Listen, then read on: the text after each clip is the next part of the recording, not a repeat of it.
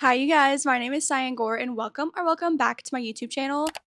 Now you might be thinking, why is she holding this? Well, first off, it's kind of fun. It feels like a microphone. No free ads here. It's not an advertisement for my lip balm. You also might be thinking this girl uses lip balm because I know my lips are crusty dusty in a lot of my videos.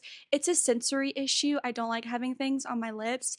I'm working on it. But yes, I do own lip balm, and thank you guys for never commenting on how crusty my lips are. I am here today to share with you guys another reading vlog. I actually did a reading vlog where I allowed my book club to choose the books that I read for a week. However, I'm not perfect. I know, big shocker. So while I was filming that entire video, anytime I was doing speaking clips, my microphone was not all the way plugged in, and therefore my camera recorded zero audio. But I'm actually going to be sitting here sharing my thoughts and opinions with you after the fact. I could have totally just lied to you guys and like changed my outfits, filmed different clips of me and my thoughts all over again, but I'm not going to do that. I'm too lazy for that. We're sitting here today, we're going to go through my thoughts, and then every once in a while, I'm going to insert my little reading montages, you know, for like a fun effect. You'll see. You're literally watching this video, so you'll see how this goes. I don't know. I might like this better because I feel like my thoughts and opinions are more clear after the fact, but at the same time, I also forget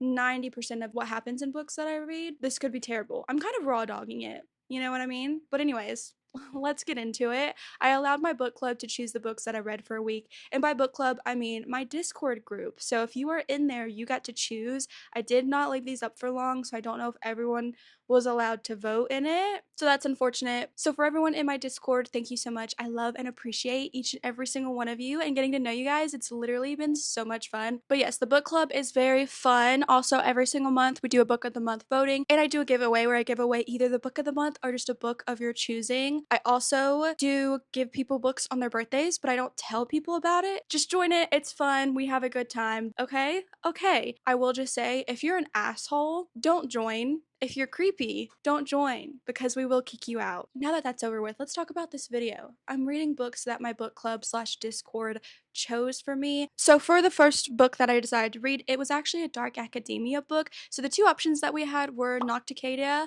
and Gothicana. These are like the top dark academia books that I've heard about right now that are like on the romance side, and I've just heard a lot of good things about them. I have both of them, so I decided to put these up as our first choices, and you guys voted for Nocticadia. So then I decided to read it. Duh. So here we go. Here's me reading it. Enjoy.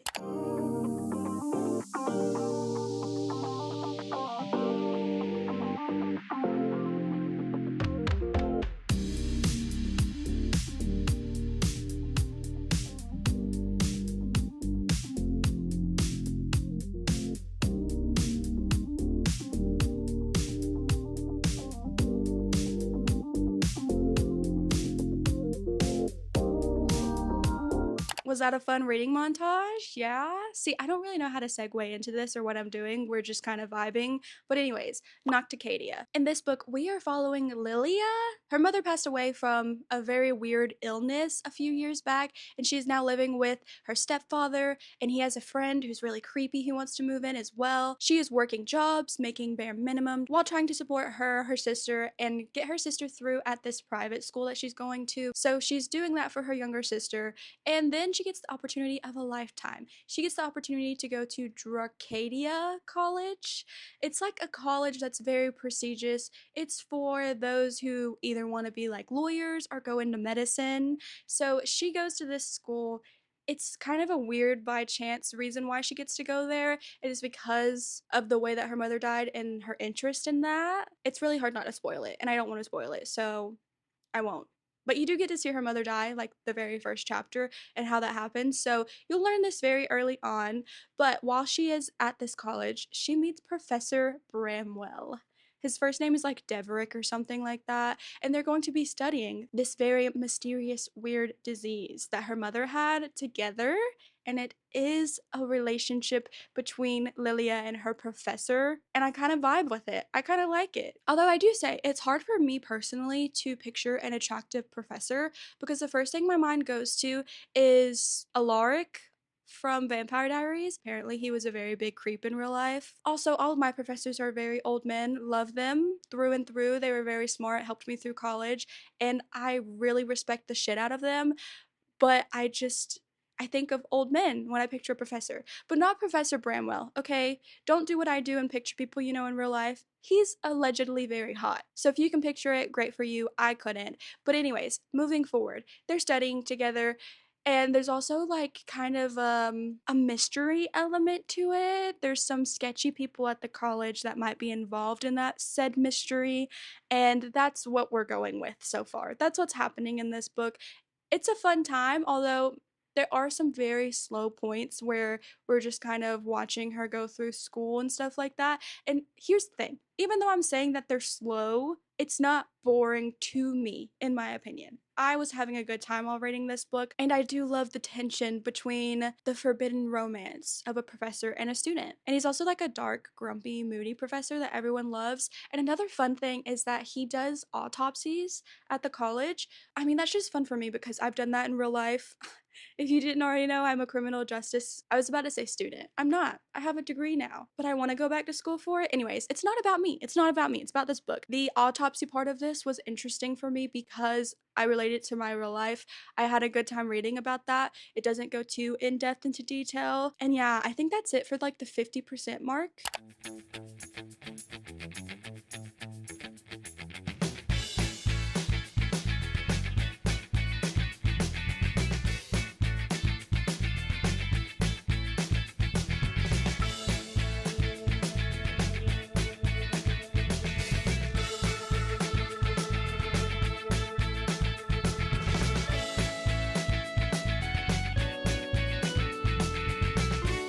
Okay, so a few things. First off, we've switched my microphone platform, I guess, because I realized that I wasn't holding this the whole time, the first time I talked about the first 50% of this book, which wasn't smart. I do have the physical copy, so now we're holding it. Here's a visual for you guys, and I feel like maybe making it my microphone will make it to where I'm not using my hands as much, because I think that could be distracting. People could also like it. I talk with my hands, unfortunately, a lot. And I notice it while editing, but I don't think it's a huge problem. I realized that I also did actually take some notes while I was reading this, but only for this book, not for the rest of them. So while giving you guys my final thoughts and rating on this book, there will actually be some cohesion and it will make sense, but only for this book. So don't expect that for the rest of this video, unfortunately. First off, the plot. The plot was good. There was a plot twist and it was kind of predictable. I did guess it beforehand, but it still didn't take away from the story. The plot twist was something that it was probable, you know? And sometimes the most probable outcome is better than just throwing in a random ass plot twist that had no context to it, didn't make sense, and just literally came out of nowhere. So I think that was the best outcome for this book, and I liked it. Now for the setting and vibes, it definitely is kind of like more on the eerier side, but it's not something that's too dark to where it makes me uncomfortable. That's a personal thing though. You have to go in with it at your own discretion. Speaking of which, I will give one trigger warning. You should always look them up before you go into anything. One big trigger warning is that there are worms. So if you have a thing where you just can't do worms, you're not gonna like this book. It did get a little bit gross sometimes, but that was honestly just me also thinking too much about the worms and picturing them and thinking about how gross they are. Another thought that I have are that the characters, I like them. They weren't anything out of this world for me, but they also weren't annoying. So like that's a good thing. And then we have the romance aspect. It definitely is more of a slow burn, which I prefer. You can feel the tension and attraction between the two. The emotional connection came out of nowhere because I feel like our author was very focused on the plot to where I didn't feel a big emotional connection between the two of them. That just felt a little bit underdeveloped. But again, I don't know where I was going with that. As for spice, this book does have spice in it. It doesn't really happen until after the 60% mark, but then there are like 4 or 5 scenes once it does actually happen. So do with that what you will. With all of that said, for me, this book is like a 3.75. It was pretty good. I did enjoy my time with it. Like I said, I wasn't really super bored at any parts. It moved at a good pace. I just think it's nothing out of this world, but I would recommend it. It's just for me, it's not one of those that I'm going to be obsessed with and think about all the time. So there we have it. That is our first book, Nocticadia. Now, for the next book that I decided to let you guys vote on, I chose, what did I choose? Okay, I chose A Photo Finish by Elsie Silver. This is part of the Gold Rush Ranch series, I believe it's called. And I also chose Next of Kin by Hannah Bonam-Young. That's it, Hannah Bonam-Young. I love both of these authors. I know I just forgot Hannah Bonam-Young's name, but I did read Out on a Limb by her, and I really, really loved that. I obviously have an obsession with Elsie Silver as well. A Photo Finish is the second book in that series, and I kind of just need to keep moving along with that series, but also I wanted to read Next of Kin as well because I want to read more from Hannah Bonam-Young, and the winner was actually Next of Kin. So that's what we're going to be reading next. Let's get into another reading montage. It's not a game, it's a rich thing.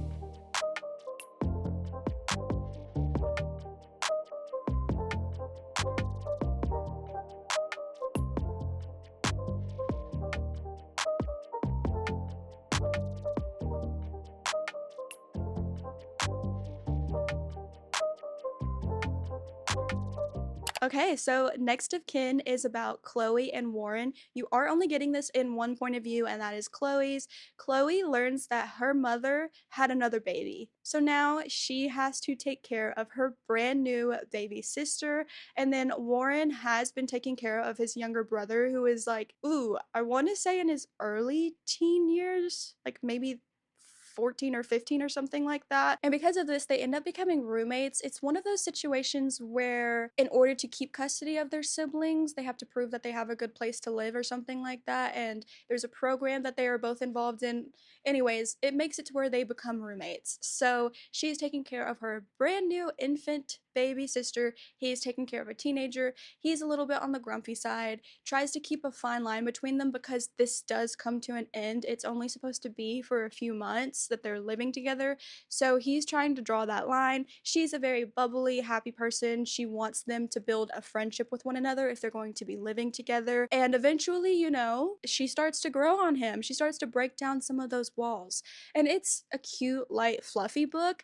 There's not much more to it. It is on the shorter side, so it does move at a bit of a faster pace, but I again was enjoying it. It was perfect for what I needed and what I expected going into it. I didn't have the highest of expectations. I still was having fun. So insert another montage, I guess. Am I going to say that every time? I don't know. We'll see. We will see.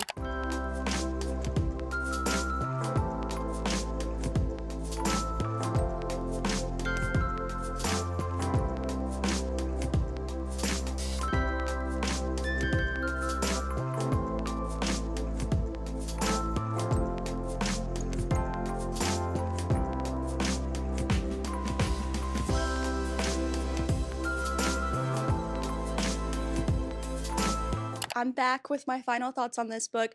I like the characters a lot. The grumpy Sunshine, it was done in a fun way where the Sunshine character wasn't super annoying and the grumpy character wasn't just an asshole, because sometimes that's how it's done, where there's a fine line between grumpy and just being a complete jerk, and then sometimes the bubbly character can be so overdone that it is just obnoxious and annoying, and I want to tell her to shut up.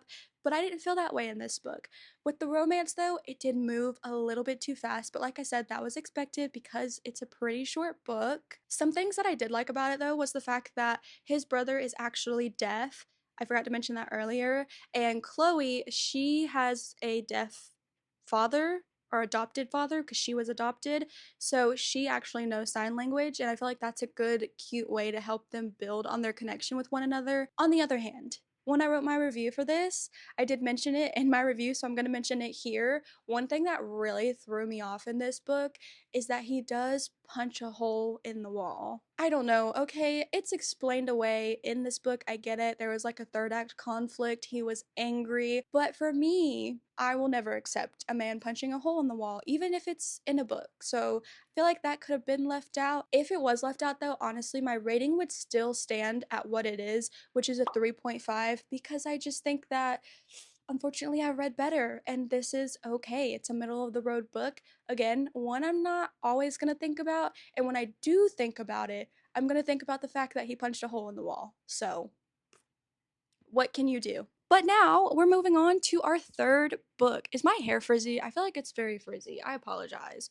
Anyways, now we are moving on to our third book. For these options, I chose fantasies. The first choice was The Poppy War by R.F. Kuang, and the second choice was Ninth House by Leigh Bardugo. Not gonna lie, I really wanted The Poppy War to win just because I got the beautiful new special edition of it. But you guys voted for Ninth House by Leigh Bardugo, so this is what we're gonna read. I believe this one is also considered dark academia with fantasy vibes, so nothing. I just thought I would mention it. Let's get into it.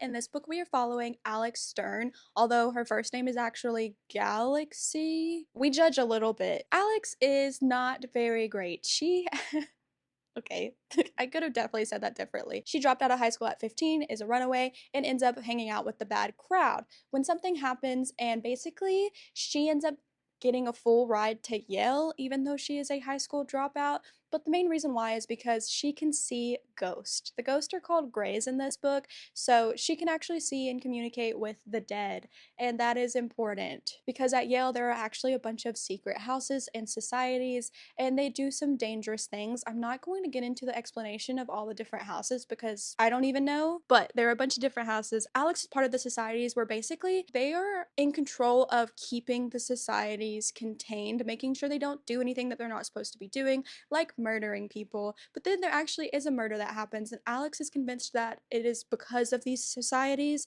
so she's going to start investigating it.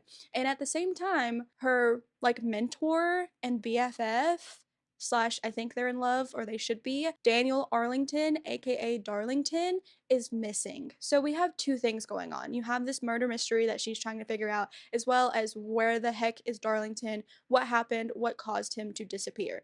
And then at the same time, you're learning all about Alex and her past and how she came to see ghosts and how that caused her to kind of go downhill. And it's interesting. It definitely can be very confusing to read because of the way that it is written. And I also did kind of research a synopsis of it just a little bit before even going into it to kind of figure out what was going on because I knew that I would probably get a little bit confused. The explanation of knowing that there are ghosts, a girl got murdered, Alex can see the ghosts, there are different houses, and stuff like that really helped me to be able to better understand it as I was reading it. So I hope that that can be a little bit helpful for you if you do get confused in some books like this, because I definitely do. I definitely did while reading it. But anyways, that is basically all I'm going to tell you about what's happening in this book because I don't want to ruin anything for you. So that's what's going on.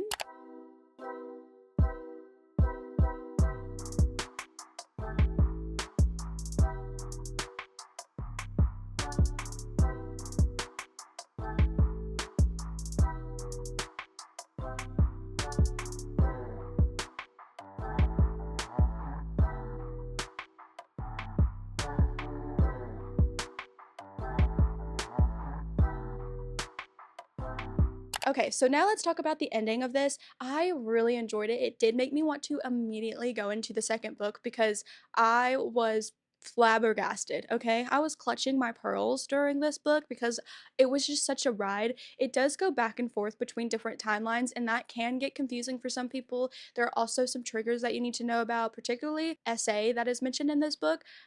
It's shown very graphically. So I will say that for me, it did make me a little bit uncomfortable, but it helped me to understand Alex a lot better and other characters in the book as well. They do have a sense of humor, it's a darker sense of humor, and I really enjoyed that part of it. And I really just liked our characters actually, which was surprising to me when you learn some of the things that Alex has done. But I love her, okay? So I do enjoy this book, and I ended up giving it 5 stars because it's just honestly not like anything I've ever read before. There's that one for you. So the next 2 books that were up for voting, yeah, voting, were actually historical fictions. The first one is The Frozen River by Ariel Lawhon. Sorry. And then we had The Woman by Kristin Hannah. I have heard great things about The Frozen River, so I did want to read that one, but also I just know for a fact that I love Kristin Hannah, so I didn't really care which way you guys voted, but you did end up voting for The Women by Kristin Hannah, so I went ahead and went right into this one with no complaints.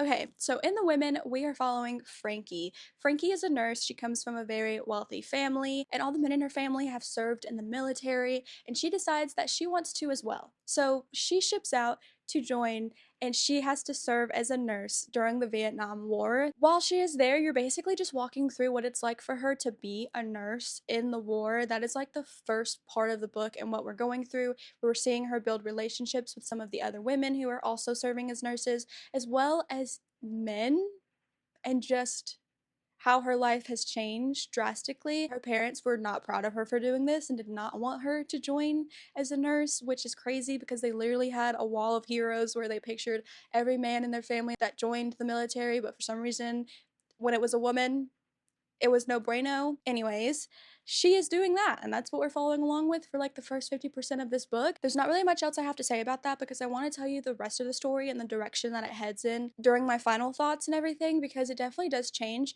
Kristin Hannah does love to do that a lot, where the story will start off as one thing and then it just goes in a completely different direction, which I think is great. It keeps it interesting, and that is exactly what happened in this one. So after you watch this montage, I will tell you what direction it went in.